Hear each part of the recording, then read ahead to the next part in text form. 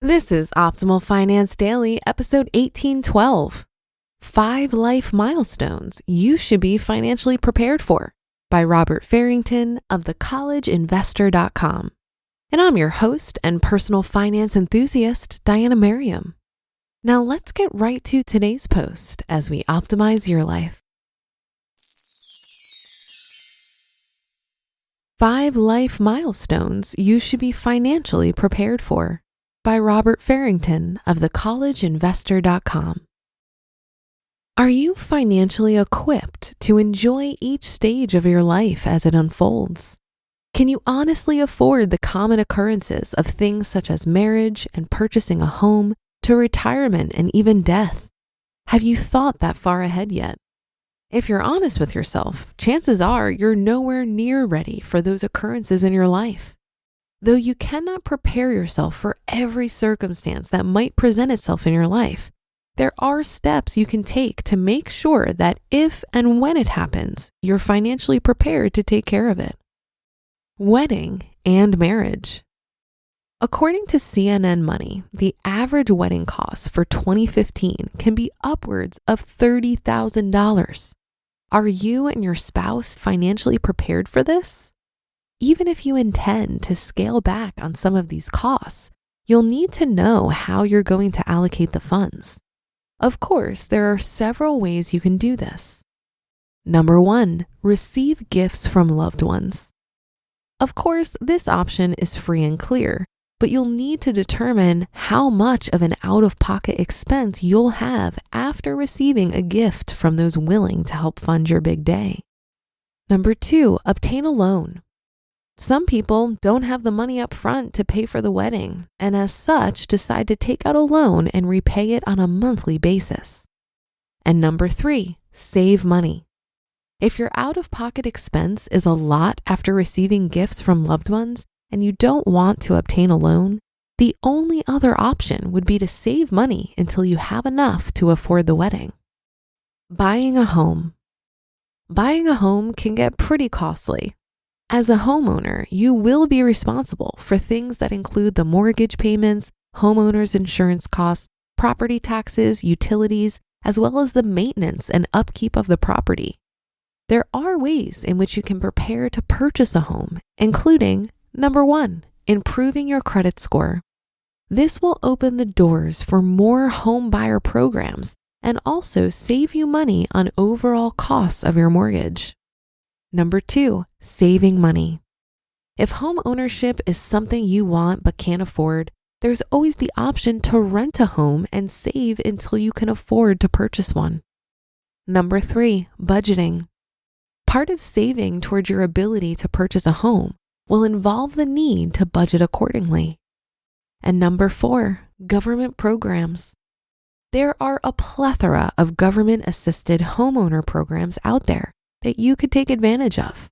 Such programs may offer you benefits that include a smaller down payment, assistance with closing costs, and other financial bonuses that can help you afford your home sooner. Remember, don't think that you have to buy a home. In fact, the math is about equal when it comes to buying a house versus renting. Affording your child's college education. Assuming you have children, at some point, they're going to need financial assistance in paying for their college education. There are several ways in which you can afford your child's college education, which include, number 1, grants and scholarships.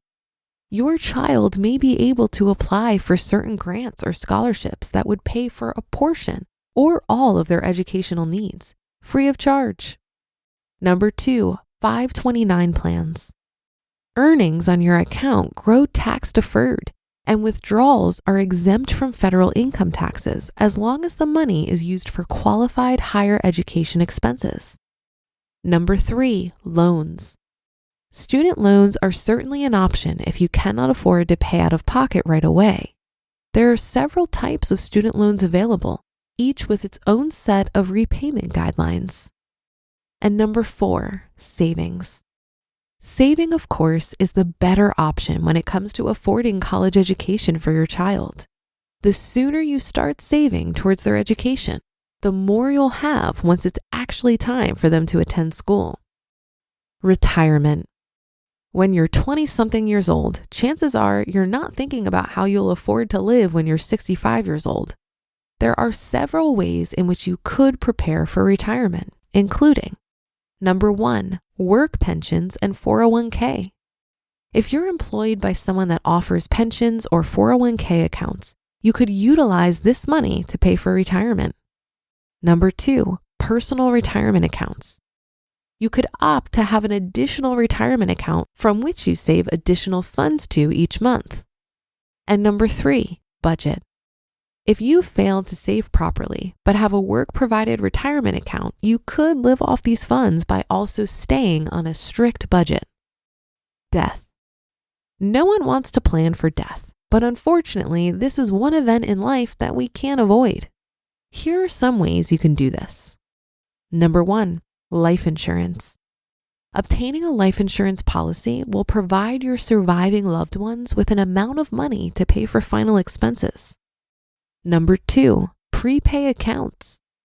Some funeral homes allow you to pay for your final expense while you're alive. These accounts would take the expense off your loved ones. And number 3, estate plan. Making sure you have set up all of your estate planning documents is key. This could include a will, trust, power of attorney, and more. Getting help. There is real value in preparation. Rather than waiting for these events to occur, you could proactively create a financial glide path with a financial planner.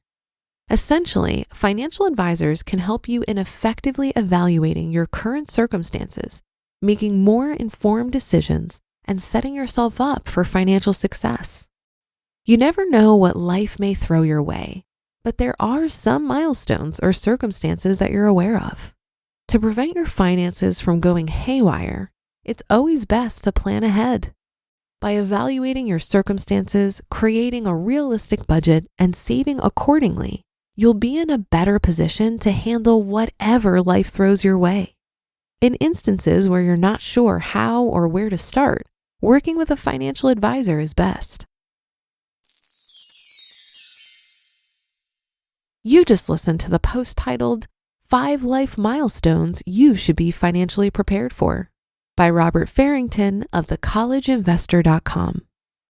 I appreciated these reminders on important life milestones. The thing that struck me about all of these milestones is that if you consistently live below your means and focus on increasing the gap between your income and expenses as a matter of principle, saving for all of these things becomes easy and automatic. For example, I didn't plan to buy a home and intentionally save for it. An opportunity fell into my lap, and because I'd been saving and investing diligently, I was able to seize that opportunity. Many people advise to save for specific things, but saving simply to create the option to eventually have things that you don't know you want yet is an equally good strategy. I used to balk at the 20 to 30 grand average price tag for a wedding, thinking I would never spend that much. But now that I'm planning my own wedding, I'm quickly seeing why it's so expensive. However, I anticipate it will be quite manageable due to the following. We want to keep it really small, and the only things we won't skimp on are photography and music. Weddings can be a really fun way to celebrate a relationship, but we recognize that it is completely unnecessary. We can get married and not have a wedding. The only reason why we're doing it is for fun. So we refuse to let it become a source of financial stress. Same thing with buying a home. It's not a necessary purchase, but it could be a nice lifestyle decision when you're financially ready for it. In fact, the only things on this list that you really have to save for are retirement and maybe death if you have dependents. Everything else is completely optional. And that's a wrap for another Thursday show. Have a great rest of your day, and I'll be back tomorrow as usual, where your optimal life awaits.